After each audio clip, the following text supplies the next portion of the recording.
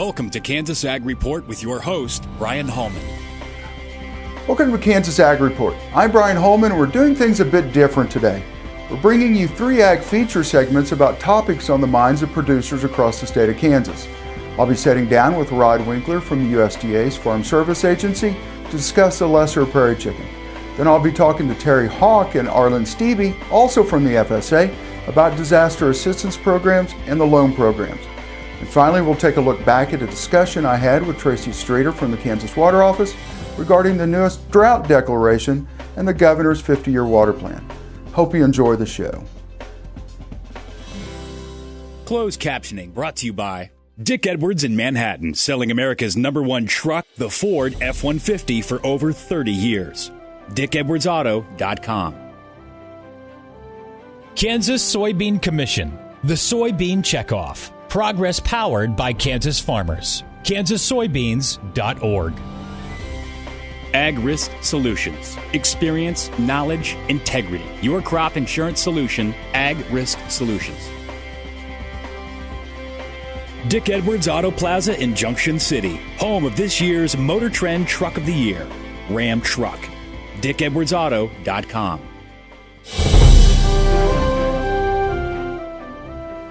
Rod, thanks for joining us this morning. It's good to be here, Bryan. The Lesser Prairie Chicken, I mean, I've never seen one chicken create so much havoc, but it has. How does it affect the CRP program? That's a good question that I think most landowners in this state would want to know. We have a lot of CRP in Kansas, but the listing of the Lesser Prairie Chicken is going to have very little impact on the Conservation Reserve Program. And the reason for that is that Farm Service Agency has been working with the U.S. Fish and Wildlife Service to what they call consult, or what came out is a biological opinion. What this document does, in essence, Bryan, is it provides landowners assurances and guarantees and protections that under the CRP program, they're going to be protected from some of the things under the listing process. So if I'm a landowner and I've got land enrolled in the program and I'm in the Lesser Prairie Chicken region of Kansas, you can be assured with full confidence that you can enter the program and exit the program as you did before, with no differences.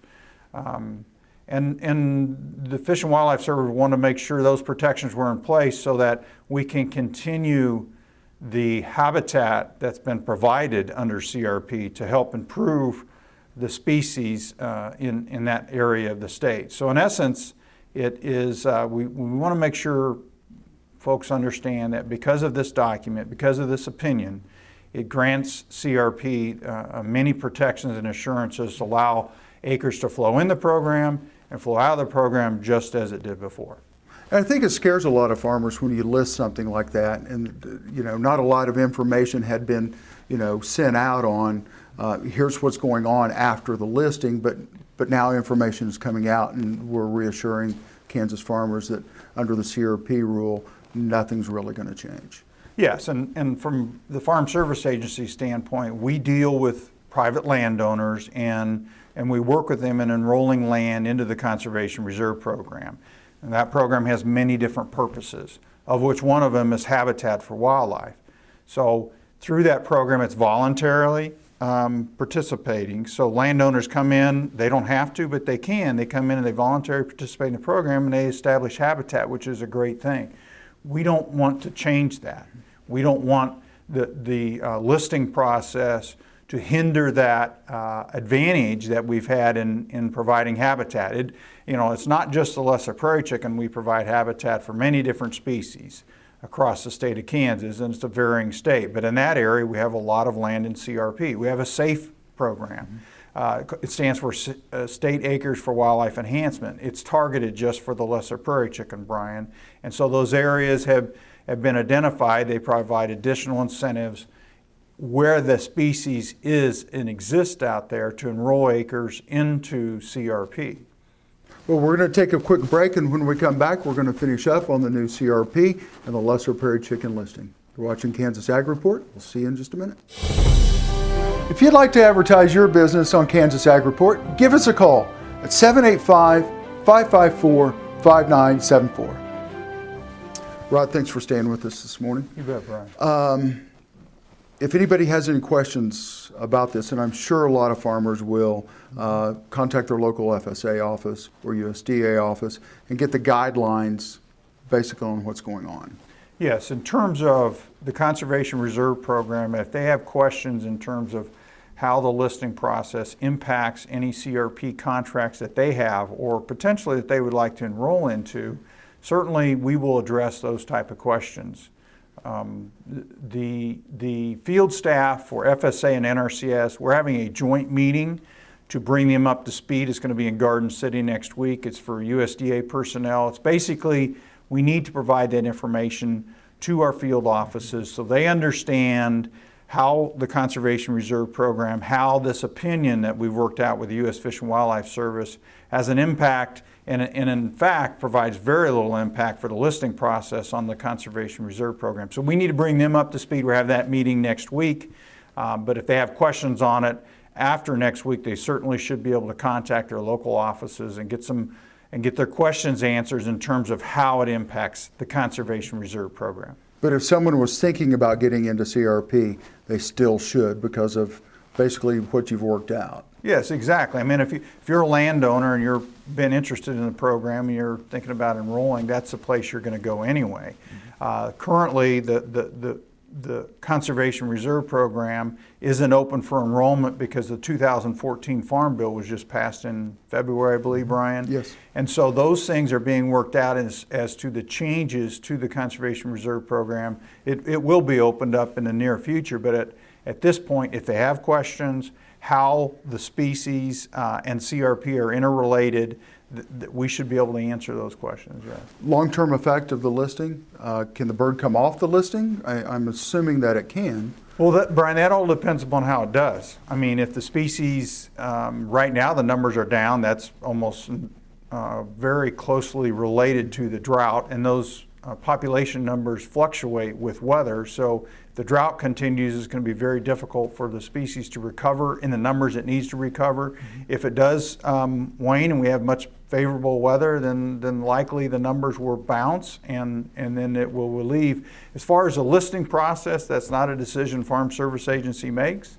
That's made with the U.S. Fish and Wildlife Service. So that question, I think, would be better addressed by them.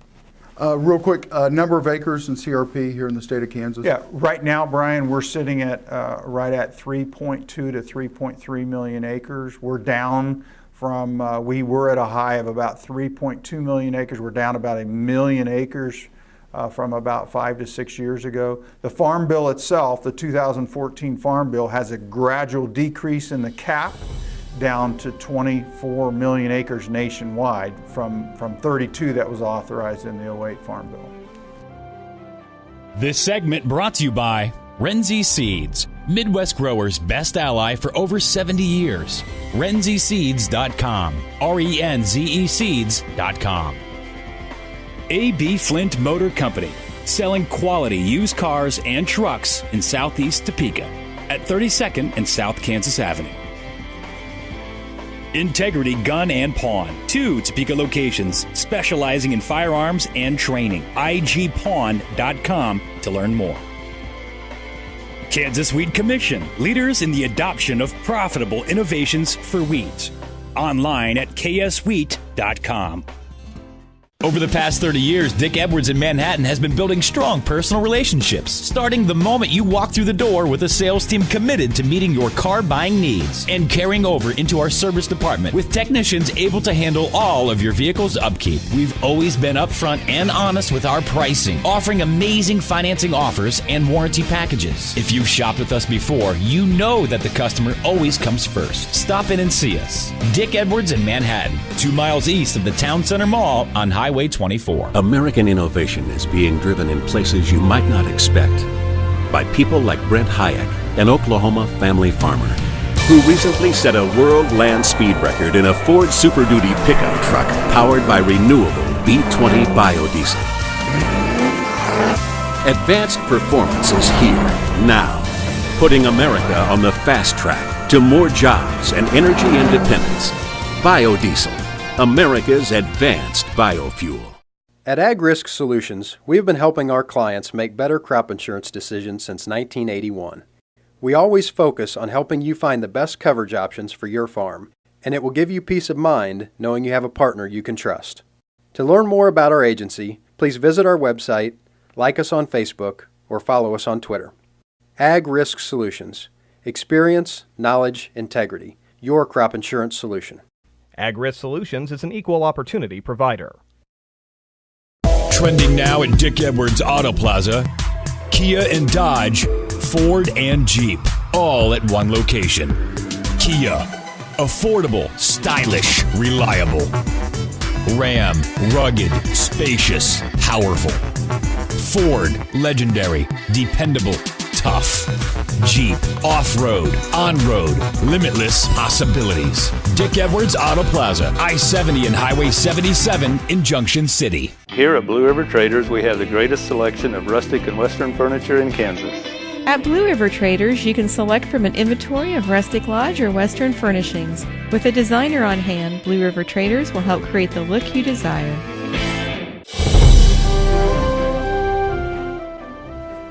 Terry, thanks for joining us this morning. Thanks for having me. 2014 Farm Bill's out. Lots of new things in the Farm Bill, and some old things got put back into the Farm Bill. Let's talk about that. Yeah, one of the first things we're starting with the Farm Bill, because we didn't have to change a lot of things, is the livestock disaster assistance programs. And we actually have three components to that. And like I said, they kind of rolled over from the previous Farm Bill. The first one is the livestock forage program. The second one is the livestock indemnity program. And then we have an emergency livestock assistance program that covers losses that aren't covered under the LFP, which is the forage program, or the LIP, which is the livestock indemnity program. So we're rolling those out early because we didn't have to have a whole lot of changes with those, and we'll have some other Farm Bill sign-ups later on in the year, but these are the first ones we're rolling out, Brian. We, a couple of weeks ago, reported on the show that over 10,000 applications had already been accepted through the U.S., and most of them were for the livestock forage plan. Well, it's a very important plan. Yeah, it is. It's helpful to producers who had livestock losses or grazing losses in 2011, 2012, 13, and now we're even getting into 14 because the drought has been kind of ongoing. So we're actually signing producers up clear back to anybody that had losses after October 1 of 2011. So yeah, we're taking quite a few applications for a lot of producers, but it's also for various years as well. So, what's the process we go through to fill out applications? Well, if it's the livestock forage program, the producer would need to come into the county office, bring in their livestock numbers, how many head of livestock they had grazing for the applicable year. They would also need to make sure they have an accurate acreage report on file so we could determine the number of grazing acres, grazing pastures that they had in the applicable years. So they would need to bring in those two things to sign up for the livestock forage program. Now, if they were wanting to sign up for the livestock indemnity program, that's due to losses, actual death of the livestock themselves. And in those cases, they would need to bring in documentation to show that loss, provide the county office with that information so they can determine if it was due to an eligible, disaster event. But they would have to bring in records, veterinary records, rendering receipts, or something to validate that they did have an actual loss of that particular livestock. And the turnaround time for approval on those? The turnaround time is pretty quickly. For LFP, for the forage program, it can be done, within a matter of days. The LIP takes a little bit longer because we need to evaluate the information, documentation stuff. It may take just a little bit longer, but the turnaround time is fairly quickly. And again, just go into the office, fill out the forms, and get that information to the nearest office to you. Yeah, that's right, Brian. Just get the producers to get into the county office, make sure they provide the documentation that they need to in order to get their payment timely. We're going to take a quick break, and when we come back, we're going to talk about some of the other new programs in the 2014 Farm Bill. You're watching Kansas Ag Report. We'll see you in just a minute. You can find us on the web at kansasAGreport.com, and make sure to like us on Facebook.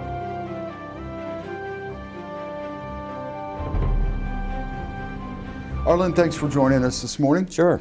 FSA bank is basically back open for business. You've got some additional funding and cleared up some backlog of some loans, and you guys are basically open for business again. Correct. Over the last several years, we've been a little short on our funding allocation, and I mean short in terms of being able to meet the demand for loans out there. We've had a lot of new and beginning farmers, coming in wanting credit, wanting to buy that first piece of real estate. And we've taken a lot of applications. We've had a lot of loans approved, but we didn't have the funds available to actually fund them and close the loans. And over the last 3-4 years, our carryover of approved loans from one year into the next has kept getting bigger and bigger and bigger. And until this last year, it was bigger than it had ever been. It was a record. And so when we got our new money, those loans were funded right off the top for the most part, which ate into our allocation for this year. But they did some things budget-wise in D.C. recently, got some money shifted from one pool to another, and we got all of the backlog funded this past week, and there's a lot more money being held in the national office pool. So they haven't divided it up amongst the states. We get a loan application and it's ready to approve. We contact DC and they give us the money. So we understand there's a fair-sized pool there. All of our backlog's taken care of. We can make loans and get them funded quickly now. So anybody who's thinking about making an application and who may have heard that, oh gosh, there's this long waiting list, that's gone. So if someone's looking at something, they need to act now before there's a long list of people trying to get into that pool of money. Well, we're hoping that's true, but we're hoping there isn't going to be a long list anytime soon, because we've been told that the projected funding for fiscal year 15 is going to be at a much increased level, and hopefully we're going to be able to continue funding these loans as they come in, and we don't wind up in a backlog situation. But yes, for anybody who's needing a loan, wanting to buy that first piece of real estate, those kind of things, by all means, come see us and we'll see what we can do. Again, minorities, women, and disadvantaged are encouraged to apply for those loans. Oh, definitely. And we have funding, what I want to say, sort of set aside a special pool for women and minority applicants. Yeah. What are some of the criteria, and we just got a few seconds here left, but what's some of the criteria if someone just wanted to be a chicken farmer? Do we have a loan for that? Basically, yeah, we do. They have to have been farming less than 10 years. They do have to have had some prior experience in management, though, of an agricultural enterprise or farm. And just come to the local USDA office or FSA office? Correct, and they can direct you to the local farm loan team that would be handling their county or their area. Tracy, thanks for joining us this morning. Governor made a declaration last week, added 23 new counties to drought. What does that mean? Well, the previous drought declaration status was as of August of last year, and back then we had significant rains in central Kansas and southeast Kansas, which prompted us to recommend to the governor to take a number of counties out of drought status of any kind, be virtually drought free. Well, in the span of 6 months or 8 months, we are now finding that conditions are worsening, and so the drought response team met last week, and we received input from the state climatologist and looked at our climatological data and our stream flow data, and we recommended to him that he basically put the whole state back under some sort of a drought declaration. We have now 23 additional counties in drought emergency as a result of that, and the rest of the state is either in a watch or a warning. And emergency is obviously the most dire condition, and what that enables us to do is provide emergency water supplies from our federal reservoirs and state fishing lakes for livestock producers and others that have emergency water supply need. But most notably, it's livestock producers that may need to fill tanks from an alternate source, and we make those lakes and reservoirs available to them. So that's basically, now you're going to see a new map that has all 105 counties under some sort of a drought declaration. And you might have noticed through declarations coming out of USDA that the Secretary of Agriculture at the federal level has also increased the number of drought declarations or counties eligible for drought disaster assistance through USDA, and I think we're up to 83 counties under that program. And so between the two, we try to make sure we have our bases covered. The one's more agriculturally oriented, and then we try to make sure that we're getting the word out to folks that the drought's not over. I think there's been a bit of a conception that with the rains that we received over the late summer last year, coupled with, somewhat of a snowy winter, that the drought's over. And we wanted to tell them that, conditions are not anywhere close to being out of the woods in terms of drought. And in fact, our average stream flow for the first part of the 2014, virtually statewide, is much below normal. And what that means is it causes our reservoir conditions to not recover. We'd like to see full reservoirs when we start get into the summer months, and we've got only 8 reservoirs of our 24 federal reservoirs in Kansas that are at or above normal conservation pool. So stream flow has a direct impact on our ability to store water to get through the summer months.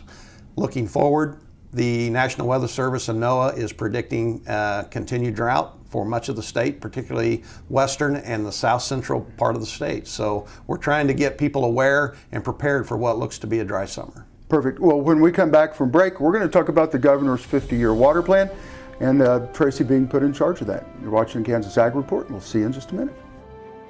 This segment brought to you by Oldie Seed Farms, carrying soil-specific seed. Find them on the web at oldieseed.com. That's OHLDE seed.com. Farmers Insurance, your best protection against the unexpected.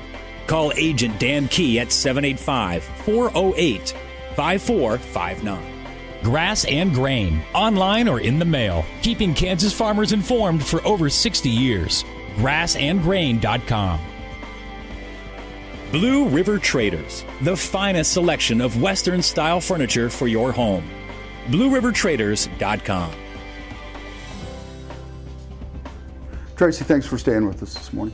I believe it was in November the governor came out and wanted a 50-year water plan and put you in charge of coming up with that plan. Walk us through, start to where we are now. Well, you're correct. The governor at his water conference last fall did issue a call to action for really all of us Kansans to develop a vision for 50-year plan for our future water supply.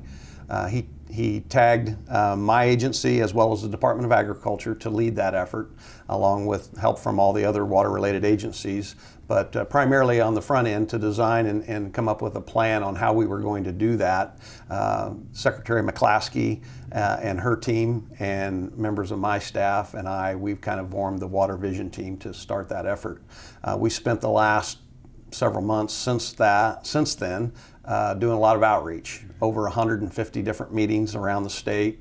I think the number's up to over 9,000 people we had an opportunity to talk to in those meetings, getting input on what they want to see their 50-year water supply look like. We are now in the process of kind of stopping that upfront input and drafting a first draft of what that vision might contain. Going to be a lot of the visions, obviously, as you might expect, going to ensure that we have a long-term supply of water to meet our basic needs and the ability to grow economically. So that's kind of the broader, what I'm anticipating the big picture to say, but how you get there is the trick. And so we're focused on the Ogallala Aquifer and our system of reservoirs primarily, but we have a lot of other water issues that are deserving of attention in this 50-year water plan, including water quality, recreation, infrastructure needs, and they all tie together. A lot of times we have water, plenty of water in places, but we don't have the distribution in place. And so when you start looking at infrastructure needs, it's not all about just the physical presence of water, but it's where is it and who needs it. Mm-hmm. And so we're working on a lot of different strategy ideas to put into the draft right now that will contain some of these ideas. So in July, starting on July 7th, the whole week of July 7th, we're going to have 12 public meetings across the state where we're going to basically unveil an initial draft. After that, we will refine that draft with input from those public meetings and another round of meetings to interest groups and organizations getting their reaction to the first draft. We will refine that and then have a draft that we'll present to the governor and to Kansas at the next Governor's Water Conference, which is next November. Right.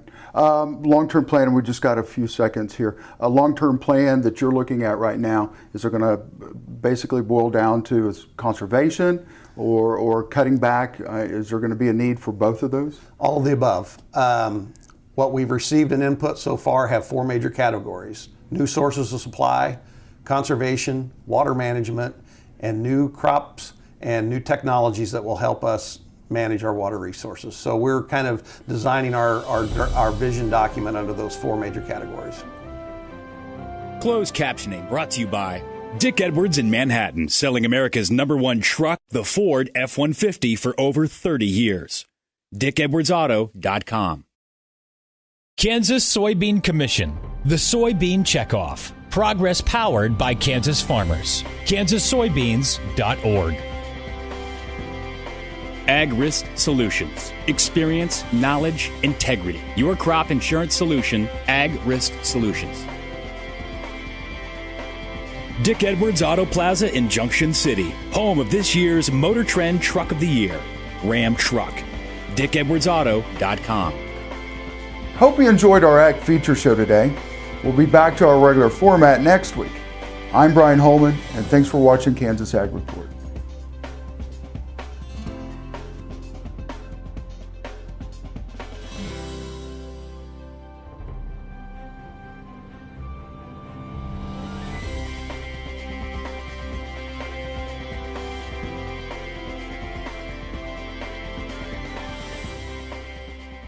Here at Blue River Traders, we have the greatest selection of rustic and western furniture in Kansas.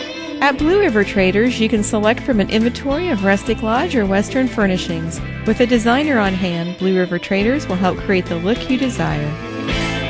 Imagine having someone help you pick the best corn hybrids for every field on your farm. Your Oldie representative can combine your data with his data to offer a field-by-field prescription. Contact Oldie Seed today at 877-692-4555. Tammy the Pro Home Plus is all about providing warmth and kindness to aging individuals who find it difficult to live on their own. Tammy's team is made up of experienced caregivers and nurses committed to the highest level of individualized care, focusing on health and well-being, and assisting with nutrition, grooming, medications, therapies, and daily living needs, all in a warm, caring environment. Call Tammy the Pro Home Plus today at 785-383-7094 to learn how we can help.